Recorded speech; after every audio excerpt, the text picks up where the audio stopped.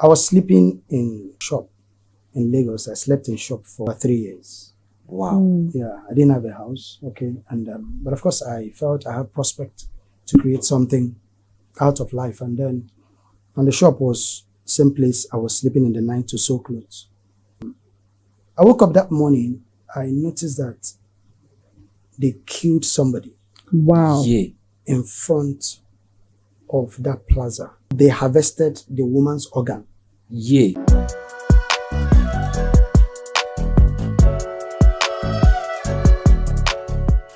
This is Truth Tribe.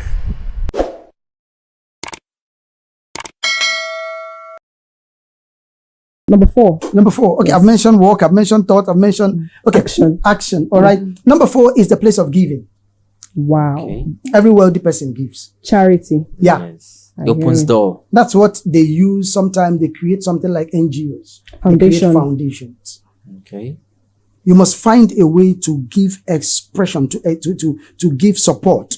And while you are doing that, this word is channeled in a way that those things will come back in a multiplied way. I hear you. I can't give this earth one seed and the earth will bring out one seed. It's not possible. Yes. The earth will bring multiples of seeds. Or a tree. Or a tree. Yes. That will bear fruit. Yes. They know about it. So there's no wealthy person that does not have foundation.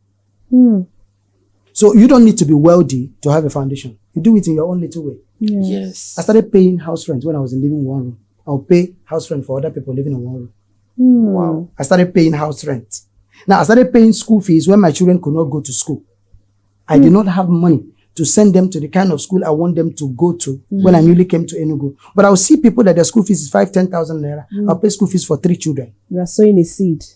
Wow. And guess what? Years later, we are paying salary for teachers that are teaching in our school. Wow. Someone that could not pay school fees for his children.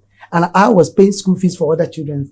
The transformation is too much. I'm just being honest. This is a top secret that we are privileged to have. Yeah, so you don't need to wait till you start up a foundation. No. Yes. But in your own little way, please, because we are in the journey of creating wealth, create a platform where a fraction of your resources goes to the less privileged. When I say less privileged, not those in beggars that you give 5 naira, 10 naira. When I say less privileged, there's someone you are better than.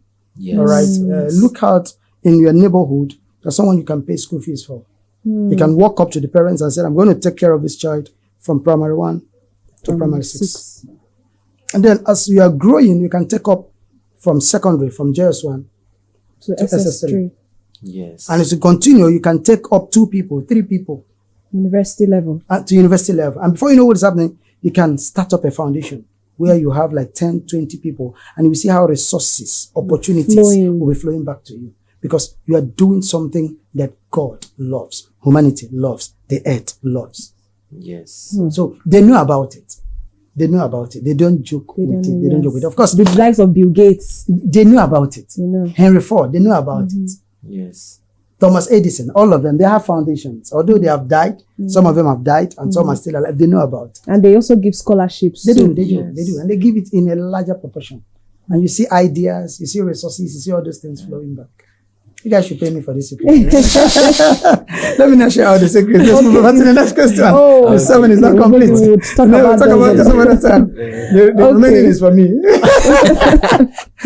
Okay, so the third question is, can you share any personal experiences or challenges you faced in your career? Those moments you felt like there was no hope or no help coming for you. Moments you probably cried at night and no one saw your the troubles you went through, and how did you overcome those challenges? Okay, I want to share this story, but I'm a bit emotional. But I think I'll share it. I want to relate to that. I was sleeping in a shop in Lagos. I slept in shop for about 3 years. Wow. Yeah, I didn't have a house. Okay, and but of course I felt I had prospect to create something out of life, and the shop was same place I was sleeping in the night to sew clothes, right? And then I need to sew in the night, and then I may not really sleep. So in the daytime, I need to go out to meet some people that will book for the production of their clothes. And the only time I would sleep is because most of my clients were in the island. I was in the mainland. I was in Ikeja. And then the clients were in Victoria Land. Then, of course, not these days that Lekki has opened up like that. So I will enter a bus. I will stay at the window side, all right, so that I can sleep. That's the only place I can sleep. Wow, in the bus. Yeah, that's the only place I can sleep. Because in the daytime, they are busy working. And of course, in that daytime too, I need to go and meet up with clients. Yeah. So I can't sleep. So I will stay in the bus. And once I pay, I'll sleep. Every day is the person beside me that will wake me up. And they'll tell me we're getting to the last bus stop. All right, you get up. And sometimes I will get up, I will not know where I am because I'm just waking up. Yeah. You understand? So I will come down from the bus. I will stood for a while, and sometimes I will shift a little and stand, to gain consciousness of to where know you are. where I am, because I'm just waking up. And I was in a deep sleep. All right. So those moments were so challenging for me. But I may not get into all the details. Of course, I experienced that for about 2-3 years. 2-3 years, no house, nothing. And but I remember one day, I was there, baby Keja, and in the night, I was feeling uncomfortable. There was no light, and I couldn't walk in the night, and I could not sleep. So I was feeling uncomfortable, as if something was going on, something wrong was going on. Of course, so in the morning, when funny enough, of course, there was no bathroom. So in the morning, I had to wake up very early, sometimes 4, 5, and I'll go to a place in that, is a plaza, go to a place and I'll take my bath quickly. That was how bad it was. So you didn't have like a bathroom? No, there's no bathroom. No. Wow. So, the story is very funny, So, but I have to be open to us. Yes. I woke up that morning, I noticed that they killed somebody. Wow. Yeah. In front of that plaza. And of course, it's on the major road, Baby Road, and the name of the bus stop is Baby Bus Stop. Okay. So they killed somebody there. They harvested the woman's organ. Yeah. So, and I was so scared when I woke up in the morning. Of course, police came for investigation and other things. So, of course, they didn't arrest people, no doubt. Yeah. Of course. So I was like, God, what am I doing here? What kind of thing is this? Can't you help me? You understand? I'm doing what I'm supposed to do. Yes. I'm working hard. And You're I'm not doing anything illegal. and stuff like that. So I felt very bad. But this is how I was able to come out, because I became so desperate, to get a house. And of course, I didn't have the money. So I read the book. Then I remember I read the book, The Parable of Dollars by Sam Adeyemi. I read the book and I went through the book. I read it the second time. Sometimes in 2-3 days, I'll finish reading it. So I had other books that I read then. Okay. So while I was reading the book. Okay, you still make out time to read after working. Reading was a culture for me. It was part of my core practices. Reading. Very important. As a matter of fact, the first time I met my friends after a long while, some of them have graduated. And when we are involved in a conversation, my knowledge was 10 times higher than theirs. Meanwhile, I've not gotten my BS. That it resulted into argument. Of course, I read Wired. Yeah. Time will not permit me to go into. I read Wired. If you come to my library, you will notice. If you come to my library, I have nothing but books worth millions. Millions. You invest in books, I invest quality books. in books. I invest in trainings massively. I came back from Lagos on Saturday with my wife. Of course, we spent nothing less than 1.5 million naira for training. And I bought books as well. But you paid for those trainings, right? Yes, I do. Paid trainings. I go for paid trainings. I can travel from here outside the shores of this country. I go for training. There was one I went for training with Olumide Manuel. Went to Rwanda, paid 1.8 million naira. Wow. I invest in massive training. Is like a compressed program. SSCs are removed. All right. So it positions you to know what somebody will know in 4 years. You can know it in 1 week. In 1 week. Yes. And you get to meet other people with like minds. Your network. Yeah. That's what helps me. So, and of course, the week I was supposed to be here, I went for an event, and on my way back, I bought books worth 250,000. I've gotten a copy of a book. I bought it 500,000. Wow. A book, one book. Wow. I was just discussing with Mr. Dixon before we came on air. So what happened was that after reading some of those books, the book started conditioning my mind. I I want to tell you how I came out from these challenges.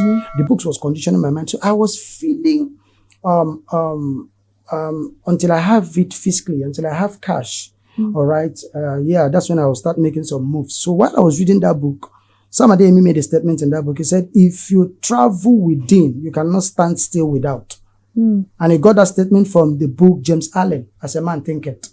Powerful book. Yes. These are books I read. So because he was making reference to some of those material, anybody I'm reading his book, if you refer to other material, we're going to look for that material. Yes. To have a wider understanding and stuff like that. So I read James Allen's book. In fact, then I'll be in the bus, I'll be reading his books, and I read it. So James Allen said in his book, that's how I came out. James Allen said that life is like eyes is like a camera. That eyes see so many things. That when the eyes is blinking, the eyes is snapping. The eyes is snapping. So what the one you focus on and snap very well, it internalized it. It's just a matter of time. The same way they would take a picture then negative in those days and go to a studio, to a place and wash it and bring it out. If you are sleeping, what will come out is you are sleeping. If you are laughing, when they bring out the picture, you'll be laughing. There's not how they'll bring out the picture, you see yourself crying. You say, no, I wasn't crying when you snapped the picture. So he now said, James Allen said, the same way, when you internalize some thoughts, life has a way of bringing it out in real life for you. So if you internalize wealth, internalize riches, so I started internalizing where I'm living in my own house while I was squatting. So I saw it was the biggest secret. I said, I must prove this thing. Is it what they call fake it till you make it? It's not fake it. It's Not not. fake it till you make it has to do with, you're faking, you're not it. I'm talking about internalizing something. So I will close my eyes. I will visualize where I'm coming out from my house. Meanwhile, I'm coming out from the shop. And I will not tell anybody. Or when you're entering your car, you understand Then what there I'm was saying? something this man said, Stephanie, somebody that is actually a spokesperson and is into real estate. Okay. So he said that there was a period that he doesn't have that thing, but sometimes he would just dress up, go to a place that they are selling car worth of 100 million. Yeah. He would dress like the person that can buy that car, go there and price it and tell them, I'm coming back. Yeah. Go to a house that is worth millions, price it and tell them I'm coming back with the mindset that he's going to actually come back. Yeah. So I That's how can it relate works. to that. That's how it works. And that's how life works. Yeah. Everybody have equal opportunity. Background, no background, education, no education. So back to the story, and I started practicing it. I was exposed to that knowledge. Okay. I started practicing. So every time I stopped seeing myself in that shop. So one day I took a bold step. Listen, you will like this. I went to look for a house and I didn't have all the resources. I met the agent. So when I was done, on my way back, the agent told me, okay, they will get back to me that I should register. I gave them a little money to register. So once you see a house, a self-con, a room, self-con, let me start up from there. On my way back, I met a lady. I know that lady. So we got talking, exchanging pleasantries. He said, where are you coming from? I said, I went to meet an agent. He said, for what? I said, for a house. He said, wow, are you looking for a house? I said, I'm looking for a house. He said, oh, anyway, I'm going for my youth service. And after my youth service, the guy that wants to marry me is in Abuja. So I will not come back here. I will join the guy in Abuja, my wedding and other things. If you don't mind, come and check out my house. Wow. If you like it, we'll take over. I'll introduce you to the landlord. So what's that? See how God That's works. crazy. Now listen. It's a miracle. Yeah. So we went in, I saw her house and other things. I was so impressed. And she told me something. He said, in addition to that, I'm not going to go with all my properties, my television, my bed, my rug, my refrigerator. Whoa. I'll give it to you if you're interested. I know the lady, just like, not that we are too close, so we came out right there and then she introduced me to the landlord as the person that is going to take over from me. I said, it's my brother, You understand? I told you I'm going for youth service. So the rent was remaining like 3 months right before the expiration. So she said after the 3 months, I'll start paying from there. Guys, this lady went for youth service, came to my office, handed over the key to me, and said, the house belongs to you. That was how I got my first house. Wow. Now listen, the fact that you are thinking it does not mean you know how it will work out. Whoa. The way it will work out is an exclusive reserve in God's hand and in the Yes. hands of his universe. Yes. Just think it. So I came out of the challenge by practicing a principle of as a man things in his heart. So he is. That was how I started coming. So I felt frustrated, and in the journey of my life. But then the art of mastering some principles helped me to navigate through those challenges, and I was able to come out. And since then, I don't look at challenges. I look at the principles that men have used to overcome those challenges, and I will practice the same thing. There's no challenges. Let it be challenge of 10 billion. Let it be challenges of anything. I just want to find out, has somebody been through this challenge? How were you able to come out? That's where getting a mentor, getting knowledge, listening to relevant digital materials and other things. Podcasts. Yeah, podcasts and other things. It helps you a great deal to learn. Audiobooks. It helps you a great deal to learn. Sometimes in a week, I read like 4 audiobooks. 5 audiobooks.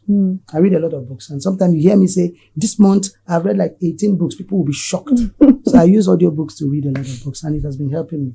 Okay. So while you're doing other things, the messages can just be playing. As I'm driving, I'm reading. Perfect. I don't like carrying people in my car. This leads me to ask you a question, sir. Go ahead. So, there's some people now, maybe they feel like the things they are doing are not moving.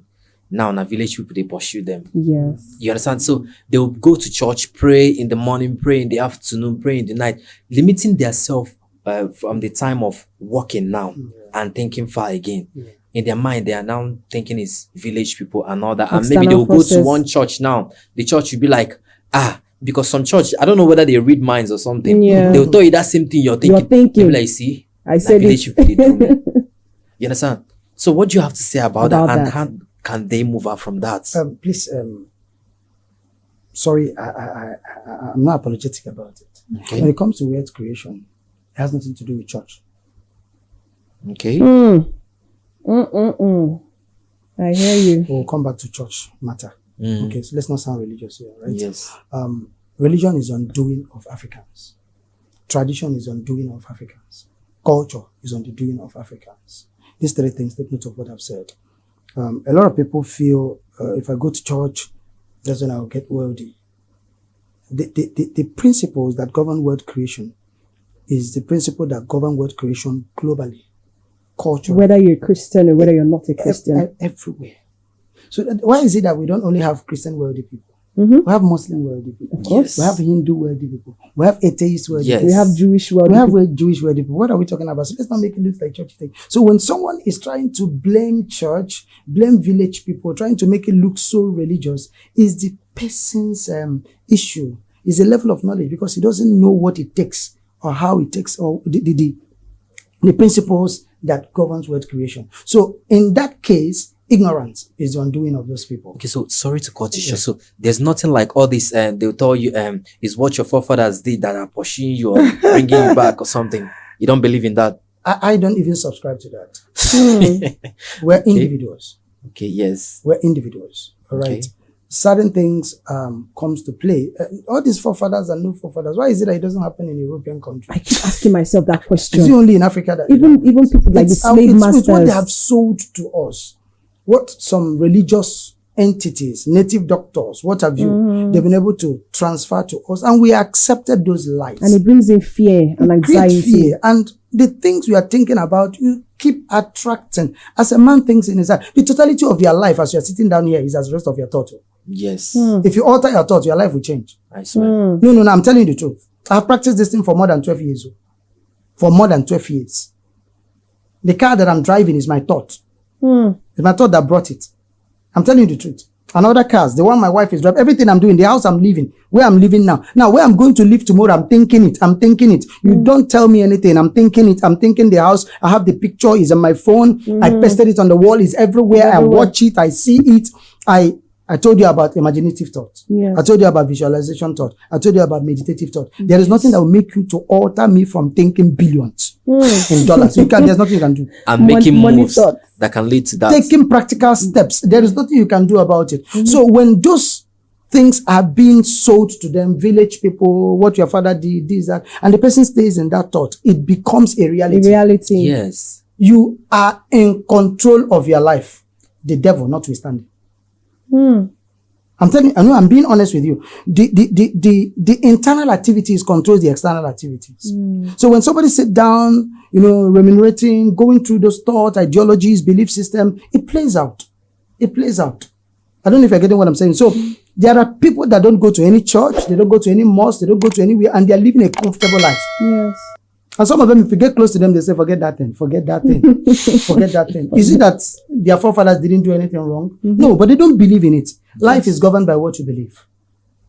As a matter of fact, what you believe is what you become. Yes. Life is governed by what you believe. So I'm not against that because they've sold it to them. And then they are still using that. By the time they say, I pray 2 days, pray 3 days, and you believe that after that 3 days, is your belief, is your belief. So after that 3 days, when things start working, you believe. Is your belief. It's your belief. It's your belief. Yes. And if you believe otherwise, it will still work. It will still work. I'm being honest with us. So we're saying this thing in a way that anybody that's watching this all across the globe, you know that you are in control of your life as a result of what is going on in your mind. Even then, like Jesus would say, your faith has made you whole. That's the thought. That's the belief. Yes. Can I ask you a question? Okay. If I plant rice here, what will come out? Rice. If I plant beans here, what will come out? Beans. The thoughts are seeds. If you put it in the heart of the earth of your life, that's what will come out. Thoughts are seeds of life. I'll say it again. Thoughts are seeds of life. Be intentional in planting it. If you plant poverty, prayer will not change it. Laying of hands, anointing oil will not 32 bottles. You go drink one. You go drink one. You take one bath. It will still be like that. Yes, sir. So the earth is a practical example of what we see in life. So this earth, nobody sees it. They cover it. They plant seed. Nobody sees my heart. It's what I'm putting inside. So if you want to know what I'm putting inside, you check me outside. So whatever you see outside of my life, I say, that's what you're thinking. Most times I look at people, I say, now you cause I say, what did I do? So I say, it's your thought. Don't tell me it's the devil. It's your thought. It's your thought. Okay. A man that wants to have side chick will have side chick. That's what he's thinking. That's what he's thinking. Yes, sir. Okay. Okay. So, sir, what are some key skills and qualities one must possess to scale through any career? Okay. One of the things that I've been teaching recently is that life evolves. There's evolution of life. And because there's evolution of life, I can't take outdated skill to bring in the contemporary age. All right. I'm a pastor. Wow. Yeah, I'm a pastor. I didn't want us to know about that aspect of me. I can talk to you from night to tomorrow. I will not quote the scripture. And then because I know... You talk with what people are really going through, real life. Yeah. Now... So you don't achieve everything. No, not at all. I'm still on the path of that. Okay. Because I'm a pastor, I'm trying to scale up my skill, for instance, and I'm going to talk about it a bit. Contemporary skills in terms of tech skills in our contemporary age is important. There's no aspect of your life that tech skill is not required. Okay. Yes. Then when we talk away from tech skill, because I'm a pastor, I needed a lot of tech skills, all right, in terms of propagating the gospel and other digital things, digital marketing and stuff like that. I went to Lagos to do digital marketing, and when I came back, I started an online church.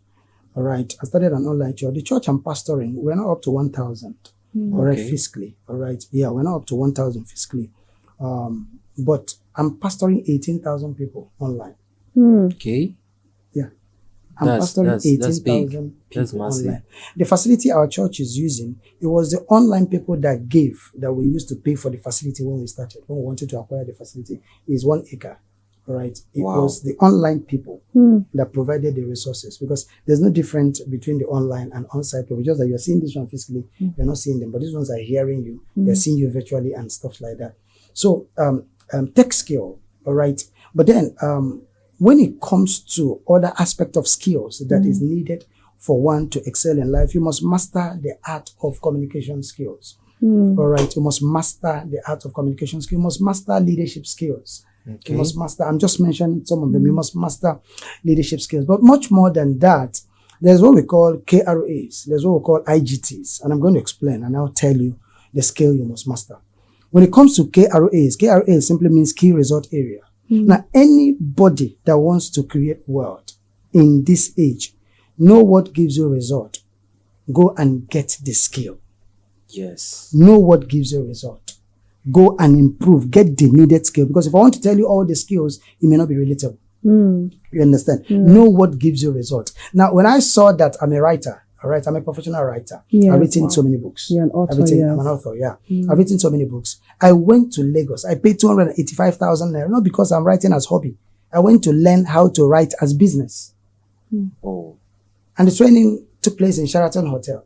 okay. So I paid 285,000 naira, sat down, and I mastered the art of business writing. Not writing because it's fun.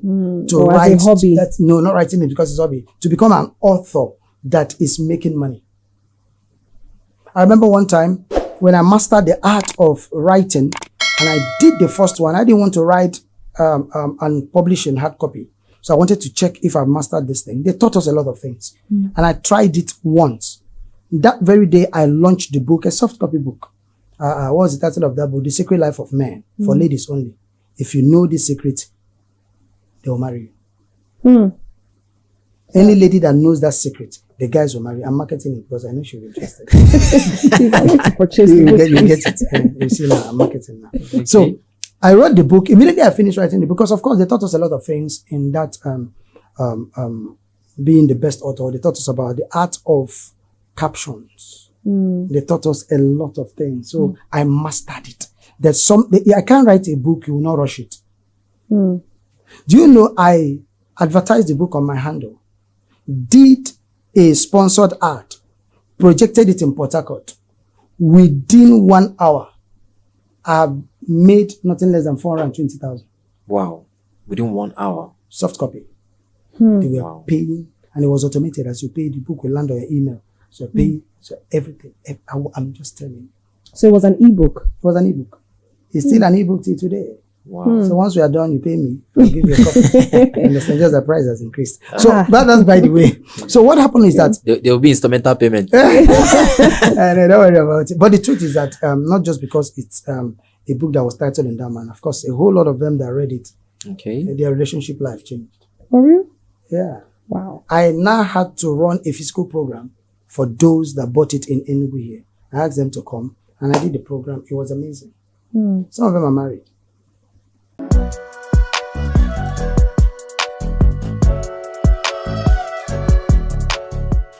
This is Truth Tribe.